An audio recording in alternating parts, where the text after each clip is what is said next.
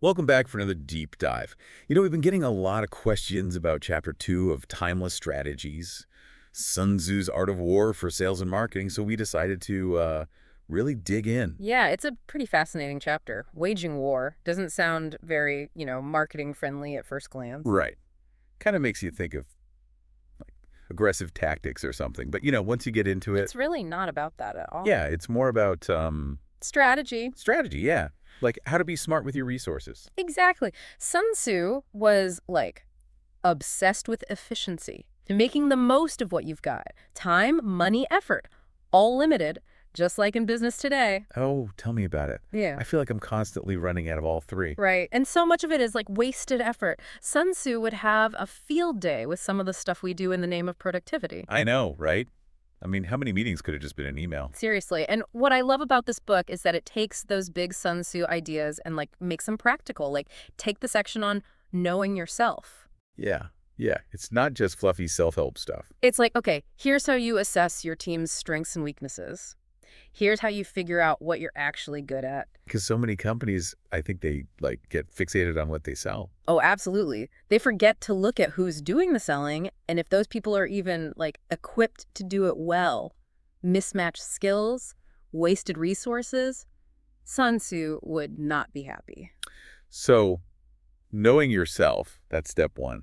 But then there's also Knowing the enemy. knowing the enemy, which sounds a little intense. Right, right. But it's really just about good market research. Yeah, understanding your competition and your customers. Exactly. The book goes deep on both. Sun Tzu believed you had to understand like both sides of the equation. Who are you up against and who are you trying to reach? So it's not just copying what your rivals do. It's more like, Figuring out what customers actually want, even if they don't know it yet. yeah, that's where the magic happens, right? When you can anticipate those needs. Okay, so we've got knowing yourself and knowing the enemy. But then there's this whole thing about Deception. deception. Now, before anyone gets any idea. We are not talking about lying to your customers. No, no, no. Ethically, obviously. Mm. But Sun Tzu was big on this on the battlefield. So how does that translate to marketing? Well, I think it's more about like strategic emphasis. Okay, so Highlighting a benefit your competitor lacks without, bashing them. right, right. So you're kind of controlling the narrative a little bit. Yeah. Like those limited time offers Uh, creates that sense of urgency. exactly. But it's ethical because hopefully the product is actually good. You're just framing it in a way that makes it stand out. So it's creating that gotta have it now feeling, but for the right reasons. Mhm. The product is genuinely valuable. You're just presenting it strategically. Okay, so that's deception. And then there's also this emphasis on, Variation in tactics. right, which feels super relevant today. Things change so fast online. Oh, absolutely. What worked last month might be useless now. The book talks about like adapting your communication style to each customer, being responsive to feedback. It's not just marketing, it's good business, really. Exactly. So, to recap, Chapter 2 is all about planning, knowing your strengths, being adaptable. Being proactive, not reactive. I like that. Proactive. Sun Tzu wouldn't be caught just reacting to the market, right? Way. He'd be shaping it. So, that's something to think about for all of you listening. The book says victory is best won before the fight even begins. So what battles are you facing in your work that you could be winning with better planning right now? What preemptive strikes can you make? That's a powerful question. And it gets to the heart of what Sun Tzu was all about. But before we move on from chapter 2, there's another element we should unpack, the importance of clear objectives. Yeah, the book doesn't just stay vague. It gets down to the brass tacks of setting goals. And it's not just about saying, I want more sales. Right, it's way more specific. It has to be. The book talks about goals being smart, specific, measurable, achievable, relevant, and time-bound. Right, right. I remember it gave some good examples instead of just saying brand awareness, you'd say, increase website traffic by 20% in the next quarter. Exactly. Measurable with a deadline. And that relevance part is key too. Your marketing goals should fit into your overall business strategy, not just random tactics. This is making me rethink my to-do list. How much of it is actually contributing to what really matters? That's the question Sun Tzu would want us to ask. He'd probably say a lot of our modern busyness is just that. Busy work, not strategic action. So let's break down why he was so big on objectives. What happens when we don't have them? Well, if you don't know where you're going, any road will get you there, Hmm. right? You just end up wasting resources chasing after every shiny object. You end up less likely to achieve anything truly meaningful. Yeah, and I bet it impacts your team's morale too. Oh, for sure. How can you motivate people if they don't even know what they're working toward? It's like leading an army into battle without telling them what they're fighting for or what the plan is. Just chaos. Exactly. Confusion, frustration, lower morale. Sun Tzu knew that a well-defined objective was, like, key to keeping his troops focused and motivated. And that's true for any team, really, any field. Absolutely. So it's not just about avoiding wasted effort. It's Mhm. also about creating that sense of purpose, like everyone understanding how their work fits into the bigger picture. And then work isn't just a to-do list, it's part of something bigger. Right, which then helps with that resource allocation we were talking about earlier. Oh, for sure. If you don't know what you're trying to achieve, how can you possibly know where to invest your time, your money, your energy? Right, right. It's like going into battle with no strategy. You might have a huge army, Hmm. but if they're not deployed strategically, if they don't understand the objective. You're probably going to lose. Okay, so we've established that Tzu was all about these clear objectives. Mhm. But I'm curious, how did he recommend setting them? Did he have a specific method? Well, he doesn't lay out a step-by-step process in the book, but you can extrapolate from his principles. He always started with, like, a thorough assessment of the situation. Which is basically market research, right? In today's terms. Exactly. You have to understand the battlefield before you even start thinking about objectives. Okay, so you've got to understand the battlefield. What else? Just as important, Sun Tzu stressed understanding your own strengths and weaknesses. What resources do you actually have? What are you truly good at? And what are your limitations? That sounds a lot like a SWOT analysis. You know, strengths, weaknesses, opportunities, threats. It's a pretty standard tool in business strategy today. Right. And once you have that understanding of the situation and your own capabilities, you can start setting objectives that are, like, actually realistic, achievable. All right, I imagine those objectives shouldn't be set in stone, right? The market's always changing, just like a battlefield. You're right. Flexibility and adaptation were so central to Sun Tzu's whole philosophy. Your goals might need to shift based on, new information, competitor actions, changes in customer behavior. Being rigid is a surefire way to get blindsided. Oh, yeah. Okay, so we've covered a lot of ground on objectives, why they matter, how to start defining them. But before we move on, there's one more thing we should mention, something that can really make or break the best laid plans. You're talking about communication. Communication, yes. Yeah. It's not enough to just have these objectives. You need to make sure your team understands them, buys into them, knows how their individual role contributes. You need everyone on the same page, rowing in the same direction. That's classic Sun Tzu, the power of a unified force. It's so fascinating how this ancient military text is so relevant to modern business challenges. It's all about strategy, adaptation, leadership, timeless principles, really. Absolutely. And on that note, I think it's time to dive into another key concept from Chapter 2, something that often gets overlooked in the rush to just get things done. Okay, I'm intrigued. What could it be? Sun Tzu called it the assessment of resources. And it's about taking stock of what you have at your disposal before you even think about launching into a campaign. Okay, so before you go into battle, you got to know how many soldiers you have, what weapons they're equipped with, how much food and supplies. Right. And you need to understand the limitations of those resources, too. Are your soldiers well-trained? Are your weapons in good condition? Are your supply lines secure? So in a business context, this would be looking at your budget, your team skills and experience, your technology and tools, even your time. Exactly. And it's not just about knowing what you have. It's about understanding how to use those resources effectively. Sun Tzu was all about maximizing the impact of every soldier, every weapon, every grain of rice. Which in marketing would be like making sure you're not wasting money on ads that don't convert, or assigning tasks to people who aren't equipped to handle them, or burning yourself out by trying to do everything at once. Those are perfect examples. And Sun Tzu also stressed the importance of prioritizing your resources. You can't attack on every front at once. You gotta choose your battles carefully. Focus your resources where they'll have the most impact. That really resonates with how we're constantly bombarded with new platforms, new tactics, new shiny objects to chase in marketing today. It's so easy to spread yourself too thin. It really is. But Sun Tzu would say, choose your battles wisely. What are the most important objectives right now? Where can you focus your resources to achieve the greatest victory? This is making me rethink how we approach project planning. We tend to, jump straight into the doing without really stepping back and considering our resources first. It's a common mistake, and it often leads to, missed deadlines, budget overruns, frustrated team members. So before we launch into any new marketing campaign, maybe we should all channel our inner Sun Tzu and ask ourselves, what resources do we truly have? Are we using them effectively? And are we prioritizing our efforts based on our most important objectives? I love that. Channeling our inner Sun Tzu. I'm stealing that. Me too. But speaking of channeling our inner strategist, there's another aspect of resource assessment I think is important to call out. Sun Tzu wouldn't just send his troops into unknown territory without, thoroughly scouting it out first. Of course not. He was all about gathering intelligence, understanding the terrain, the enemy's position, potential obstacles, advantages.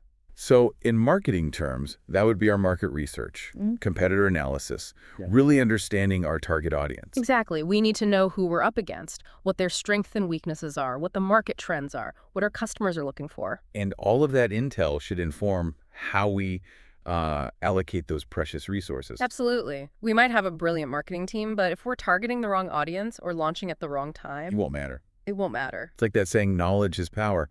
But Sun Tzu would probably add, and applied knowledge is victory. He'd appreciate that addendum, for sure. But are you ready to explore how Sun Tzu actually approached the assessment of resources? Like, did he have any specific methods? Yeah, I'm curious about that. Well, he doesn't give a, step-by-step process, but there are definitely some core principles we can glean from his writing. One thing he really emphasized was being brutally realistic. Okay, so not overestimating your capabilities or underestimating your weaknesses. Exactly. Sun Tzu was all about objectivity, not letting ego or ambition cloud his judgment. Which, in a business context, would be like acknowledging that, maybe you don't have the budget for a massive ad campaign, or your team might need more training before launching a complex new product. Precisely. And he was also big on flexibility. Just like on a battlefield, the market shifts constantly, so you got to be ready to adapt your plans as you go. So if you realize you're overspending in one area, you need to be able to, reallocate those resources to a more effective strategy. Exactly. And you got to be able to make tough decisions. Sometimes that means cutting your losses and abandoning a strategy that's just not working, even if you've, poured a lot of time and money into it. That's a hard lesson for a lot of business leaders to learn, I think. We get so attached to our ideas. We do. But Sun Tzu would remind us that sentimentality has no place on the battlefield or in the boardroom. Right. Decisions based on logic and strategy, not emotion. Right. It's just incredible how this ancient military wisdom is so relevant to modern business challenges. It's all about being strategic, being adaptable, having the courage to make those tough decisions. And understanding that resources of all kinds are precious and need to be used wisely if you want to win. Speaking of which, there's one more aspect of resource assessment I think is crucial to mention, especially in today's world. The human element. The human element, yes. Yeah. Sun Tzu didn't just see his soldiers as, pawns in a game. He understood they were individuals, each with their own strengths, weaknesses, motivations. He talked about the importance of morale, of keeping his troops inspired and motivated, recognizing that they were the key to his success. So in a business context, that translates to, investing in your team, providing them with the training and support they need, recognizing their achievements, creating a positive work environment. Precisely. Your employees are your most valuable resource. Right. You need to treat them well if you want them to perform at their best. And that includes, being mindful of their well-being too, right? Sun Tzu wouldn't send his troops into battle exhausted and demoralized. No way. He understood that rest and recuperation were essential. He saw his soldiers as assets to be nurtured, not just, expendable resources. So maybe we should all take a cue from Sun Tzu and, make sure we're not overworking our teams, that we're giving them the breaks they need, that we're creating a workplace where they feel valued and appreciated. That's a fantastic takeaway. Resource assessment isn't just about crunching numbers. It's about recognizing and nurturing the human element that drives every successful organization. And it's about remembering that some of our most valuable resources are the ones we can't really measure, right? Things like creativity, innovation, passion, resilience. Beautifully said. Those are the qualities that make a real difference on the battlefield and in the boardroom. I'm loving this deep dive into Chapter 2. It's amazing how much wisdom we can get from a text that was written, over 2,000 years ago. It really is timeless. And speaking of timeless wisdom, there's another principle from chapter 2 that I think is especially relevant to the challenges we face in today's, fast-paced business environment. Oh, I'm all ears. What is it? Sun Tzu called it efficient allocation and execution. It's basically making sure that your resources are being used in the most effective way possible and that you're not wasting time or effort on things that don't matter. Okay, that definitely sounds relevant. Yeah. We're all so busy these days, it's easy to get caught up in that whirlwind of activity and lose sight of, what's truly important. Exactly. Sun Tzu would say that we need to be strategic with our actions. We can't just be busy. We need to be busy doing the right things. So how do we make sure that we're allocating our resources efficiently? Like, is there a specific process we can follow? Well, the book doesn't lay out a step-by-step guide, but we can pull out some key principles.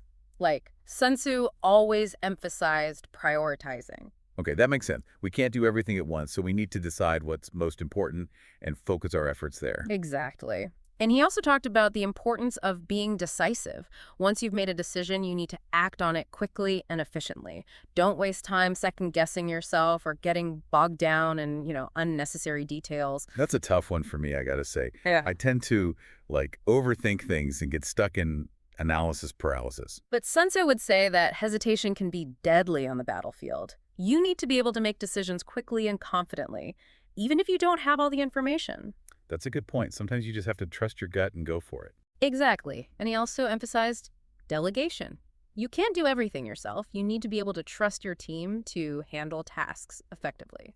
That's another one I struggle with, I'll admit. I like to be in control, but I know I need to let go if I want to, scale my business. Sun Tzu understood that. He knew that a good general doesn't try to micromanage every detail. He trusts his officers to carry out his orders and focuses on the bigger picture. So if we want to be more efficient in our work, we need to learn to prioritize, be decisive, and delegate effectively. Exactly. And we also need to be mindful of our time. Sun Tzu was always conscious of the fact that time is a precious resource, and he didn't waste it on frivolous pursuits. That's a good reminder for all of us, I think, in today's always-on world. We're constantly bombarded with distractions, and it's easy to let our time slip away. Sun Tzu would say we need to be disciplined. Set aside dedicated time for work, for rest, for family, for personal pursuits. That's great advice. I'm definitely going to try to be more intentional with my time management.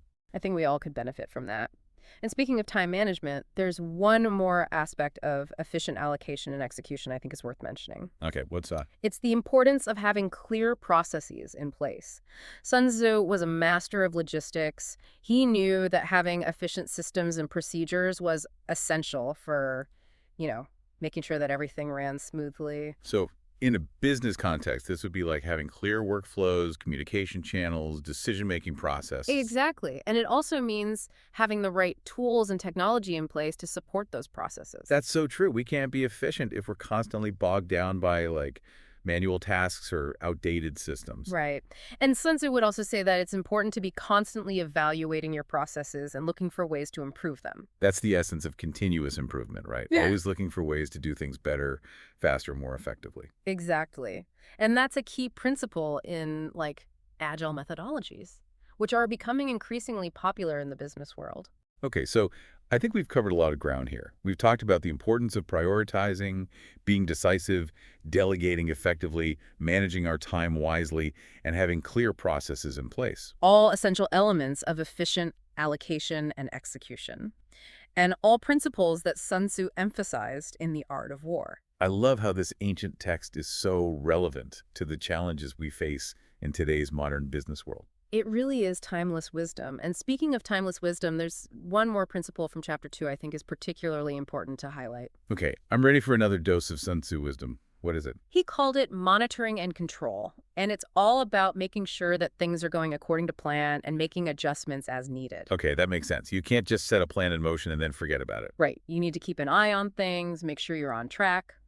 And Sun Tzu was very specific about how to do this. He talked about the importance of having clear metrics in place to measure your progress. So in marketing, that would be like tracking our website traffic, our conversion rates, our social media engagement. Exactly. You need to know what's working and what's not, and you need to be able to track your progress over time to see if you're moving in the right direction. And I imagine Sun Tzu would also say that you need to be prepared to change course if things aren't going as planned. Absolutely. He was all about being adaptable. adjusting your strategy based on the situation on the ground. So if we're seeing that our Facebook ads aren't converting, we need to be willing to tweak our targeting, our messaging, or even like abandon that platform altogether and try something else. Exactly. And Sun Tzu also talked about the importance of having regular check-ins to assess your progress. He would hold war councils with his officers to discuss the situation and make any necessary adjustments. So maybe we should all be having like regular marketing meetings with our teams to review our metrics, discuss what's working and what's not, and make any changes to our strategy. I love that idea. And it doesn't have to be a formal meeting. It could be a quick huddle at the start of each day or a weekly email update. The key is to have a system in place. Make it a regular part of your workflow. Exactly. And Sun Tzu would also say that it's important to be honest with yourself about your progress. Don't let your ego or your desire to be right prevent you from making necessary changes. That's a tough one. We all like to think that our ideas are brilliant, but sometimes we need to be willing to admit when something's just not working. But Sun Tzu would say there's no shame in changing course. In fact, it's a sign of strength and wisdom. I love how this ancient military text is just like so full of practical advice that we can use in our businesses today. It's amazing. And speaking of practical advice, there's one more aspect of monitoring and control that I think is worth mentioning. Okay, I'm listening. What is it? Sun Tzu talked about the importance of having a clear chain of command. He knew that if everyone was giving orders, it would just lead to chaos and confusion. So in a business context, this would be like having a clear organizational structure with defined roles and responsibilities. Exactly. Everyone needs to know who they report to and who they're responsible for, and there needs to be a clear process for making decisions. That's so important. I've seen firsthand how a lack of clear leadership and decision-making processes can just lead to dysfunction and inefficiency. Sun Tzu would agree. He knew that a well-organized army was a more effective army. So maybe we should all take a step back and look at our organizational structures and make sure that they're like supporting our goals rather than hindering them. That's a great idea, and it's not just about having the right structure in place, it's about having the right people in the right roles. Oh, that's so true. Sun Tzu was a master of like talent management. He knew how to identify his best soldiers and put them in positions where they could thrive. And he was also willing to be ruthless in removing people who weren't performing or who were causing disruption. Okay, so maybe we don't need to be quite that ruthless in our businesses. But I think the point is that we need to be mindful of who we have on our teams and make sure that they're the right people for the job. And that they're all working together towards the same goals. Exactly. That's the key to success, whether you're on the battlefield or in the boardroom. Well said. And on that note, I think it's time to move on to the next key principle from Chapter 2, the psychological and leadership aspects. Okay, I'm ready for another dose of Sun Tzu wisdom. This is one of my favorite parts of the chapter because it really gets into the human side of leadership. Sun Tzu understood that winning battles wasn't just about having the biggest army or the best weapons. It was also about having the right mindset and about inspiring your troops to fight for a common cause. So how does that translate to business? Are we talking about like motivating our teams, building a strong company culture? Exactly. It's about creating an environment where people feel valued, respected, and inspired to do their best work. And I imagine Sun Tzu would also say that it's about having a strong leader at the helm, someone who can set a clear vision and like rally the troops. Absolutely. He was a huge believer in the importance of leadership, and he had some very specific ideas about what qualities make a good leader. Like what? Well, he said that a good leader needs to be intelligent, decisive, courageous, and compassionate. Okay, those sound like pretty good qualities for any leader in any field. But I'm curious to know more about like how those qualities played out in Sun Tzu's own leadership style. Well, for example, he was known for being very strategic in his thinking. He always took the time to, assess the situation carefully before making a move. So he wasn't impulsive or reckless. Not at all. He was very calculated in his actions. And he was also very good at adapting to changing circumstances. That's a crucial quality for any leader, especially in today's, fast-paced business world. Absolutely. And Sun Tzu is also known for being a very effective communicator. He knew how to inspire his troops and get them to, buy into his vision. That's so important. If you can't communicate your vision clearly, you're not going to be able to get people to follow you. Right. And Sun Tzu was also really good at delegating authority. He trusted his officers to carry out his orders, and he didn't try to micromanage every detail. That's another important leadership quality, knowing when to, let go and trust your team. Exactly. And finally, Sun Tzu was known for being a fair and just leader. He treated his troops with respect, and he was always willing to listen to their concerns. That's so important for building morale and loyalty. If your team feels like you care about them, they're much more likely to be, you know, engaged and productive. Absolutely. So I think there's a lot we can learn from Sun Tzu's leadership style. He was a master of strategy, adaptation, communication, delegation, and fairness. And he understood the importance of the human element. He knew that winning battles wasn't just about having the best weapons, it was about having the best people. Well said. And on that note, I think it's time to move on to the last key principle from Chapter 2, avoiding common mistakes. Okay, I'm ready for another dose of wisdom from Sun Tzu. What are some of the common mistakes that he, like, warned against? Well, one of the biggest mistakes he saw leaders make was underestimating the enemy. He'd say that you should never assume that your opponent is weaker than you, or that they're not capable of surprising you. So in business, this would be like not taking your competitors seriously, or not being prepared for unexpected challenges. Exactly. You always need to be on your guard, and you need to be ready to adapt. And I imagine Sun Tzu would also say that it's a mistake to be, like, overconfident. Absolutely. He believed that arrogance and complacency were dangerous qualities in a leader. It's easy to get cocky when things are going well, but that's often when we're most vulnerable. Right. Sun Tzu would say that you should always be striving to improve, even when you're winning. That's the essence of continuous improvement, right? Never resting on your laurels. Exactly. And he also warned against being too rigid in your planning. He believed that you need to be flexible and adaptable and willing to change course if the situation calls for it. That's a tough one for a lot of us, myself included. We like to have a plan and stick to it, but sometimes that can be our downfall. Sun Tzu would say that the best plans are the ones that can adapt. So maybe we should all be a little bit more willing to, like, embrace uncertainty, be ready to pivot. I think that's a great takeaway. And speaking of pivoting, Sun Tzu also warned against being too slow to react. He said that you need to be able to move quickly and decisively when the situation demands it.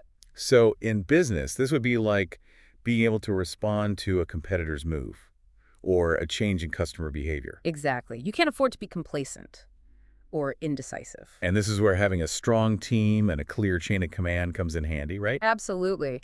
You need to be able to trust your team to make decisions and take action without having to wait for your approval every step of the way. So if we want to avoid making these common mistakes, we need to be humble, adaptable, decisive, and have a strong team that we can trust.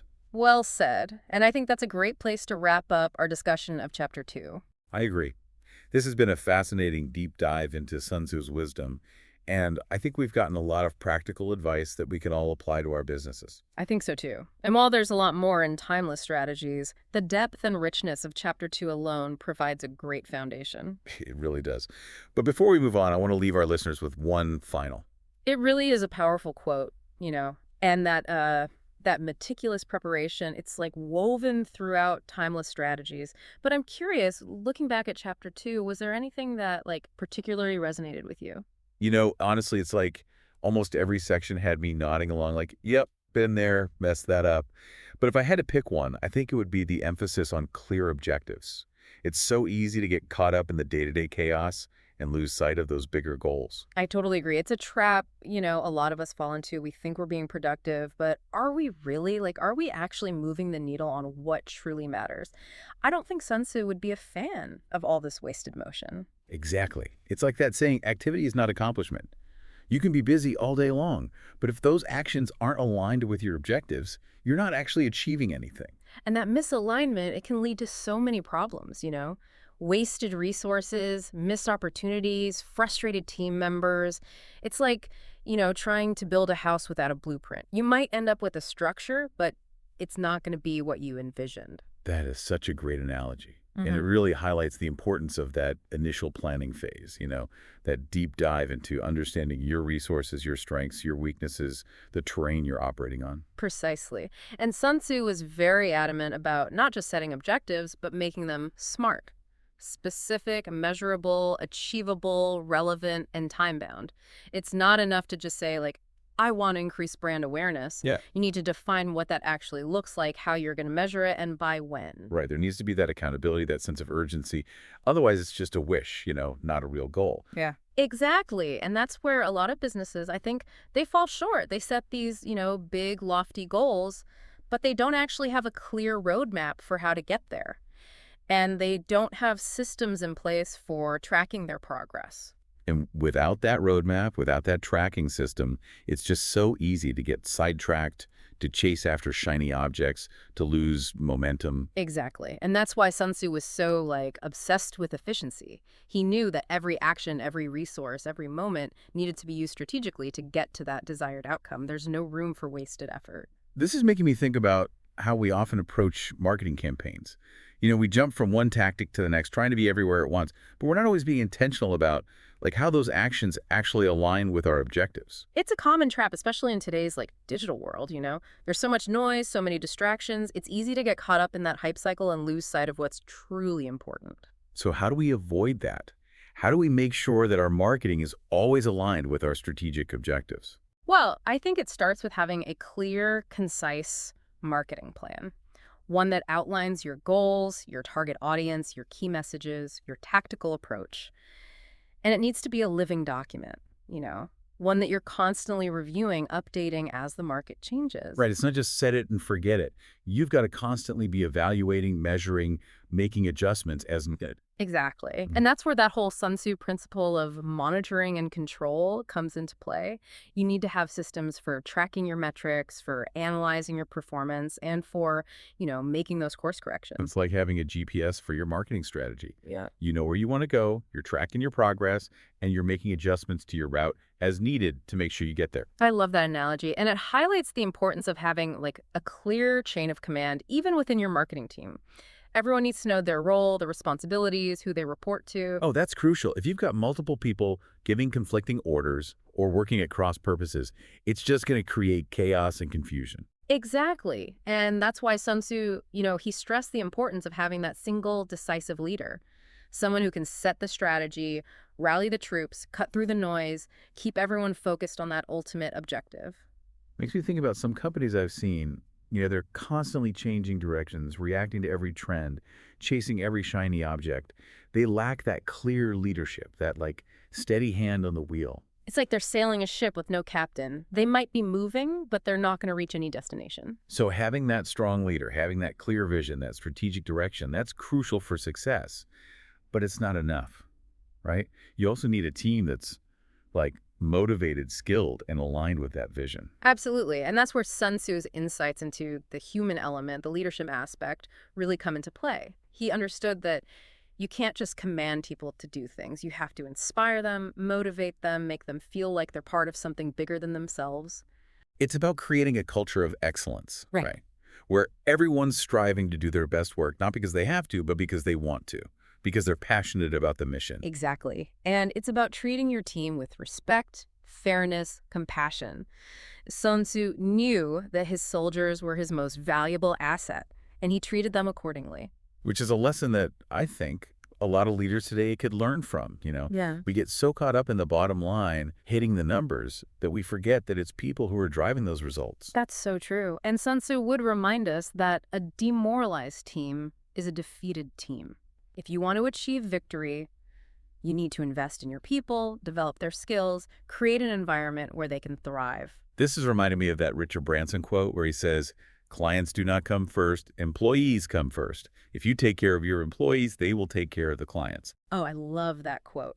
And it really gets at the heart of, Sun Tzu's philosophy of leadership. It's that recognition that your team is your most valuable resource and that investing in them is the key to long-term success. So as we kind of wrap up our deep dive into Chapter 2, I think the main takeaway here is that it's not just about the tactics. It's really about the mindset. It's about approaching marketing with that same strategic, disciplined, and people-centric approach that Sun Tzu brought to the battlefield. I couldn't have said it better myself. It's about thinking like a general, even if your battles are fought in the boardroom, the marketplace, the digital world. Exactly. I think we can all benefit from channeling a little bit of Sun Tzu into our work. Absolutely. So before we move on to some of the other chapters you shared, is there a particular principle from chapter 2 that you're going to try to apply to your own work? I think I'm really going to focus on that idea of being proactive rather than reactive. I tend to get caught up in putting out fires, responding to all these urgent requests, and I kind of lose sight of the big picture. It's a struggle, but just being aware of it is, the first step towards changing that pattern. Exactly. I need to carve out more time for strategic thinking, for planning, for anticipating challenges, for setting those clear, smart objectives that will guide my actions. That's a great goal. And I think Sun Tzu would approve. He was all about taking that time for careful consideration before jumping into action. Absolutely. And I think it will ultimately make me more effective, more efficient, and a lot less stressed. Agreed. And I think it's something a lot of us can relate to. We're all so busy, but we often forget to slow down, to think strategically, and to make sure that our actions are aligned with our goals. It's about working smarter, not just harder. And I think Sun Tzu can really help us with that. He can. So are you ready to dive into another chapter of timeless strategies? Absolutely. I'm eager to see what other insights we can find in this book. Great. Let's move on to chapter 3. So chapter 3, attack by stratagem. Sounds a little aggressive, right? Yeah, a little bit. Are we going to be talking about, sneaky marketing tactics? No. Don't worry. We're not advocating for anything unethical. Okay, good. So if it's not about, being underhanded, then what does attack by stratagem even mean in a marketing context? It's about using your knowledge of the market, your competitors, your customers, to create strategic advantages. Remember all that stuff in chapter 2 about knowing yourself and knowing your enemy? Yeah. This is where that knowledge becomes like a weapon, but a clever one. Okay, I see how it connects back to chapter 2 now. We did all that research, we assessed our resources, and now we're going to use that intel to plan our attack. But again, ethically. Precisely. And the book breaks it down into some really actionable points. For instance, it talks about highlighting your unique selling points. Okay, so instead of just listing features, you're figuring out what really makes you stand out, what need you're fulfilling that maybe others aren't. It's almost like positioning yourself on the most advantageous terrain, strategically. Exactly. And it's not about lying or exaggerating. It's just smart emphasis. You're showcasing what makes you different and why a customer should choose you over the competition. This is reminding me of some of those brands that manage to create a whole aura around their product.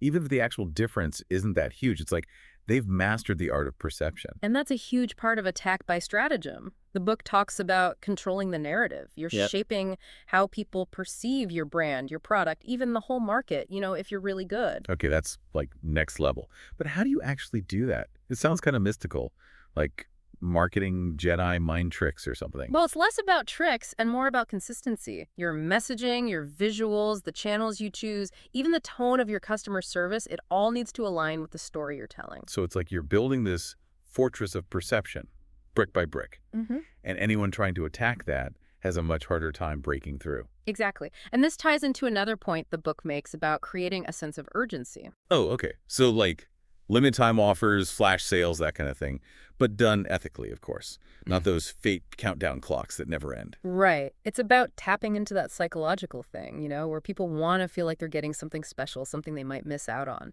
But again, the underlying product or service has to be good. You can't just slap a limited edition sticker on something and expect it to work. Yeah. The deception has to be in the framing, not the product itself. It's like this amazing deal won't last forever, when what you really mean is our product is so good, you don't want to wait. Exactly. And that leads us to another key concept from chapter 3, which is leveraging competitive analysis. Remember, knowing your enemy isn't about being obsessed with them. It's about using that knowledge strategically. So we're not just copying what they do. We're looking for gaps, weaknesses we can exploit. It's like finding a hidden path through their defenses. Exactly. The book talks about using competitive analysis to inform everything from your pricing strategy to your product development. So if a competitor is really strong on price, maybe you focus on offering better quality or better customer service. You're not trying to beat them at their own game. You're creating a different game altogether. That is such a good way to put it. It goes back to that strategic positioning we were talking about. You're choosing your battles, picking the terrain where you have the advantage. This is making me think about some of those brands, those underdog brands Yeah. that manage to disrupt whole industries. They weren't the biggest or the most established, but they found a way to outmaneuver the giants. Exactly. And that's what's so cool about attack by stratagem. It's not about brute force, it's about cleverness, about using your knowledge and resources in the most effective way possible. It's like marketing meets military espionage. We're gathering intel, analyzing the competition, planning our moves like a team of, secret agents. I love that. But just like in espionage, remember, this is an ongoing process. The market, like the battlefield, is constantly changing, so we have to keep adapting our strategies. Right, right. Okay, so if attack by stratagem is the overall strategy, what are some of the specific tactics that the book recommends? Well, one of the most important tactics is differentiation. You've got to find a way to make your product or service stand out from the crowd. Okay, so that could be anything from offering a unique feature to having a strong brand to providing amazing customer service. Like, what's that one thing that makes you uniquely you? Exactly. And it's not just about being different for the sake of being different. It has to matter to your customers. Right.